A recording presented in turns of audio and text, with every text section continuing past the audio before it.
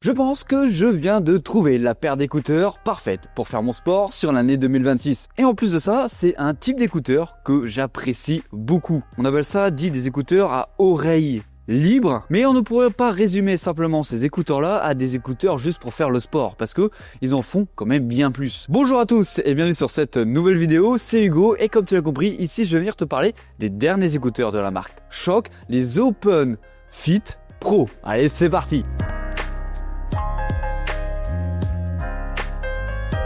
Bien sûr, comme d'habitude, n'hésite pas à t'abonner et à liker, c'est super important. Alors pour t'illustrer au maximum ce que rendent ces écouteurs sur mes oreilles, en plus des images d'illustration tournées tout au long de cette utilisation de ceci, je vais les mettre autour de mes oreilles tout de suite. Tu vas voir que c'est vraiment hyper simple pour les mettre. Hop, tu les fais glisser comme ça derrière toi. Petite démonstration sur l'oreille gauche. En gros, tu viens prendre l'écouteur de base, c'est-à-dire ceci, et tu viens glisser derrière la grosse partie directement et ils viennent se poser. En tout cas, si tu te posais la question comment ça marche ce type d'écouteurs pour venir les positionner. Et là on dirait pas comme ça, mais j'ai de la musique dans mes oreilles, je m'entends parler et j'entends tous ceux qui sont autour de moi, donc ça c'est plutôt cool. Alors niveau design, si tu l'as compris, on a des écouteurs qui respirent la qualité, on est ces Schocks. Tu peux les tordre vraiment dans tous les sens, normalement ils ne devraient pas casser. Je dis bien normalement parce que si tu abuses, tu casses tout. C'est comme sur tout, si tu veux casser quelque chose, tu le casses. Le corps de l'écouteur, il est fabriqué en alliage d'aluminium.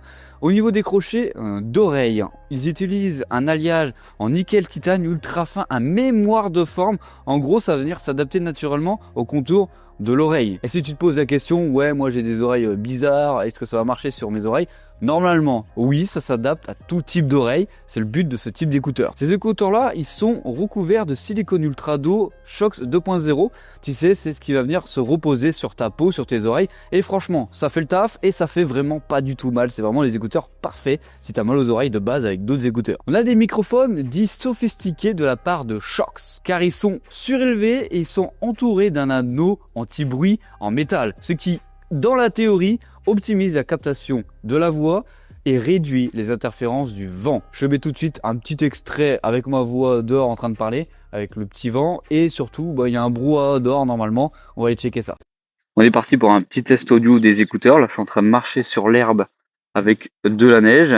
Alors, dans le test, j'étais en train de te dire qu'il y avait un bruit sonore dehors, il y en a bien un, moi je l'entends, on dirait un espèce de truc pour casser le béton par terre. J'ai oublié le nom sur le moment. Alors je marche toujours dans l'herbe. Dis-moi ce que tu entends. Si on entend vraiment bien ma voix. Là je parle vraiment très simplement et pas du tout fort du tout. Tu me diras ce qu'on entend. Là on est censé entendre l'église. Je sais pas si tu vas l'entendre. Bon, je suis quand même à 100 mètres de l'église, mais je l'entends moins que mes oreilles. Donc peut-être qu'on l'entend audiblement tout simplement avec les micros. Allez, on repart sur la vidéo. Alors, si tu as bien remarqué, sur les écouteurs, tu as des boutons physiques pour venir interagir avec eux. Et oui, ce n'est pas des commandes tactiles. Et perso, je préfère avoir des boutons physiques sur mes écouteurs. Je trouve qu'on a un meilleur contrôle des actions sous la pluie et ça nous évite d'actionner des actions qu'on n'a pas envie d'avoir. Alors si tu te poses la question, niveau coloris qui sont disponibles, nous on a les écouteurs noirs et les écouteurs blancs. Ils ont un indice de protection IP55, c'est-à-dire contre la transpiration, aux éclaboussures de la pluie et à la poussière. Concrètement, en vrai, tu peux courir sous la pluie, ils marcheront encore. Concrètement, sur la qualité de fabrication, ici, on est vraiment sur des écouteurs de sport dits premium. Alors, tu as aussi un boîtier de recharge pour les écouteurs. En normal, c'est des écouteurs sans fil.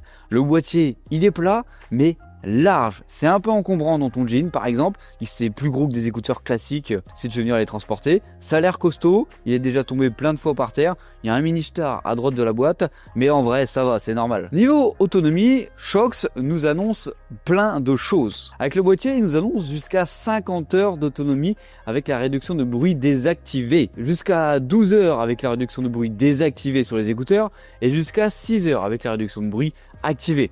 Alors, dans les faits, ça donne quoi concrètement? Est-ce qu'on a véritablement une bonne autonomie comme annoncé par Schocks? Alors, personnellement, je n'ai pratiquement jamais utilisé la réduction de bruit. Car pour moi, la réduction de bruit n'est pas à activer avec ce type d'écouteur si tu fais des sports en extérieur. Parce que concrètement, ce type d'écouteur-là, c'est super bien, surtout pour entendre ton environnement. Donc, on est plus sur du 9-10 heures en utilisation variée avec ces écouteurs-là si tu veux un peu de réduction de bruit ou même pas du tout. Par exemple, j'ai réalisé une journée de ski avec ces écouteurs sur les oreilles. Et là, tu pourrais me dire, t'es un grand fou, on met pas d'écouteurs en faisant du ski. Je suis totalement d'accord avec toi, sauf qu'ici, on entend l'environnement contrairement aux autres écouteurs. Et là, c'est parfait, car t'entends les autres skier, t'entends les autres arriver et débouler comme des fous, mais tu entends aussi une musique tranquille qui est simplement que pour toi, donc pas besoin de mettre une enceinte dans ton dos pour énerver tout le monde. Et si tu te poses la question, finalement, si j'ai plus de batterie dans mes écouteurs, parce que oui, ça peut arriver, tes écouteurs vont se recharger assez vite. Dans le boîtier, si je me trompe pas, quelques minutes de recharge, tu peux récupérer quelques heures de musique. Alors je te l'ai un petit peu spoil. Oui, la réduction de bruit dans ces écouteurs-là, elle existe. Mais on ne peut pas appeler ça réellement une réduction de bruit, car on est sur des écouteurs ouverts, on n'est pas sur quelque chose avec des écouteurs, on va dire ça comme ça, qui sont fermés avec ton écosystème de ton oreille. Ce qui veut dire que Shokz ici appelle ça la réduction de bruit à oreille libre. Donc oui, pour la faire courte, tu as une mini réduction de bruit qui est utile par exemple à la salle pour pas entendre les autres fous qu'il y a autour de toi ou la musique qui est franchement pas folle à chaque fois, et qui est par exemple utile aussi dans les bureaux si tu veux un peu te concentrer sur ta musique et sur ton travail. Mais loin de là, s'imaginer que tu ne vas plus rien entendre autour de toi, comme un gros casque ou comme d'autres écouteurs, par exemple un trait auriculaire avec une bonne réduction de bruit. En gros, ça va venir limiter au maximum le son que tu as autour de toi et pas t'immerger dans un autre monde. En vrai, c'est quand même assez surprenant pour ce type d'écouteurs. En gros, tu mets un petit peu d'écoute de musique, pas trop forte, et en vrai, là, tu es vraiment dans ta bulle. Perso, ce type de fonctionnalité, en vrai, ça peut être sympa pour ceux qui en ont besoin, mais pour moi, ce type d'écouteurs ne sont pas prédestinés à avoir ça, mais en vrai, c'est cool, tu l'as. Par exemple, t'es dans le train ou t'es en voiture, et en fait, t'es un petit peu dans ton monde et ça, c'est cool. Alors maintenant, si tu te poses la question, Hugo, est-ce qu'on a un égaliseur? Est-ce qu'on a une application? T'inquiète pas, je te montre tout de suite comment ça marche et comment l'application marche. Alors l'application, tu la connais, c'est l'application de ces Shokz classiques. Tu cliques dessus. Alors nous, au moment où je fais cette vidéo, on est bien sûr sur une version bêta. Ne t'inquiète pas, tous ces écouteurs, tu les retrouveras directement sur ta vraie application normale.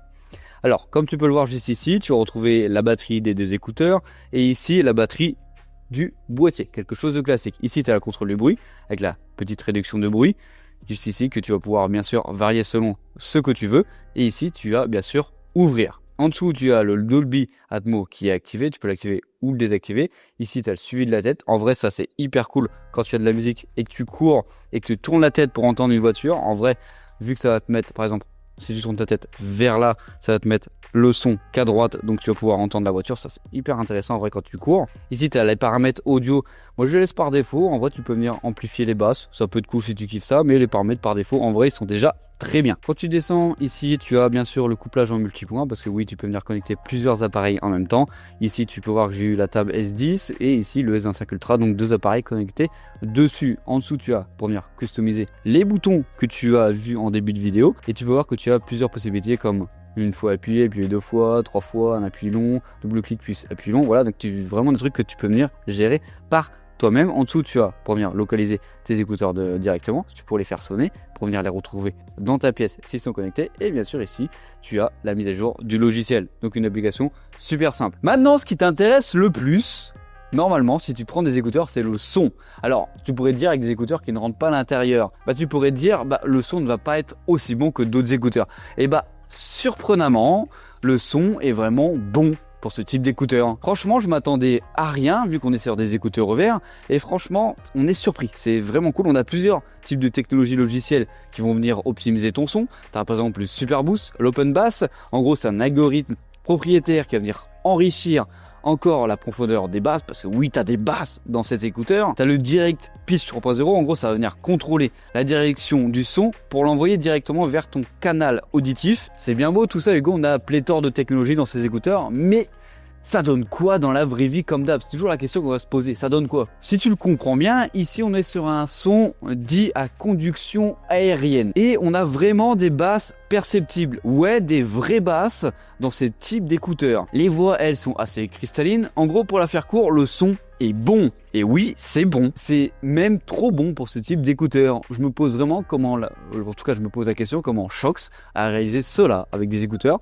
qui ne rentrent pas dans toi tout simplement, qui sont juste posés autour de toi. En gros, pour la faire court, on ne s'attend pas à avoir un son de ce type-là avec ces écouteurs-là. Et du coup, concrètement, Hugo, t'en penses quoi de ces écouteurs? Comme je te l'ai dit en début de vidéo, je pense que c'est des écouteurs que je vais garder tout au long de l'année pour faire pour courir tout simplement, pour aller tranquillou faire du petit vélo, même de la petite muscu, et même pour me balader dans la rue. Parce qu'ils sont parfaits pour courir, pour aller à la salle, pour faire du trail, pour faire de la rando, du vélo. En gros, tu entends ton environnement et ça c'est parfait. Oui, tu vas me dire, ça c'est ce type d'écouteurs qui font ça. Mais ceux-là ne font pas mal à l'oreille, ils sont ultra confortables, ils ne sont pas lourds. Et en plus de ça, ils ne sont pas faits que pour faire du sport. On peut les utiliser dans la vie de tous les jours et au travail. Bon après, si tu recherches des écouteurs pour avoir la meilleure réduction de bruit, en vrai, ce ne sera pas cela et c'est normal. Ce type d'écouteur-là, en vrai, c'est dur d'avoir une réduction de bruit. Là, en vrai, elle est surprenante pour ce type d'écouteurs. Mais concrètement, va vers d'autres écouteurs si tu veux avoir une meilleure réduction de bruit. Alors oui, après, il faut bien prendre conscience, je te l'ai pas dit en début de vidéo, mais il faut avoir le budget pour acheter ces écouteurs-là. Parce que ces écouteurs-là, ils sont vendus à 249 €. Oui, c'est le prix d'avoir par exemple des AirPods qui seront peut-être plus polyvalents dans la vie de tous les jours. Mais là, ils ont plus une destination à être vers le sport. Donc voilà, on arrive sur la fin de cette vidéo. Comme d'habitude, j'espère qu'elle t'aura plu. C'était une vidéo assez longue parce que en vrai, ces écouteurs là, je les aime vraiment bien. Comme d'hab, tu pourras retrouver en description le lien pour aller les acheter, les checker si ça t'intéresse. Tu peux me poser des questions en commentaire. Allez, c'était Hugo, on se fait la bise. Bisous.